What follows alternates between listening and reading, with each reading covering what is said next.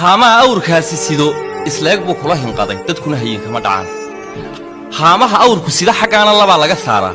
xaggaana labaa laga saaraa haddii xaggaa laba laga saaro xaggana xabad laga saaro wuu cayn wareegayaa soomaalida wuu dheeliyayaa waa isleeg waa equation waa two is equal to two unbay la mid tahay ama two egas is equal to four unbay la mid tahay waa equation isleegta af soomaaliga equationkaasaa la yidhahdaa haddaba dadkuna hayin kama dhacaan dadkuna sidaa hayinka awrkaasi afarta haamoodee saaran isleegtaasi u miisaantay ayaa dhaqanka dadkana uu u miisaaman yahay haddaad ixtiraamto waan ku ixtiraami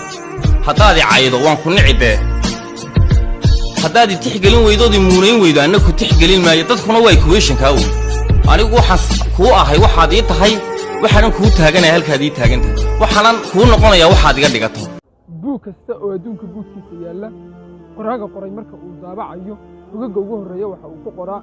wixii qaadadaada ee buuggan ka dhacay kaf iyo ula kacigama ay ahayn ee gef iyo kama ayay ka dhaceen laakiinse kitaabka qur-aanka bugaggiisa u horreeya waxaa ku qoran daalika alkitaabu laa rayba fiih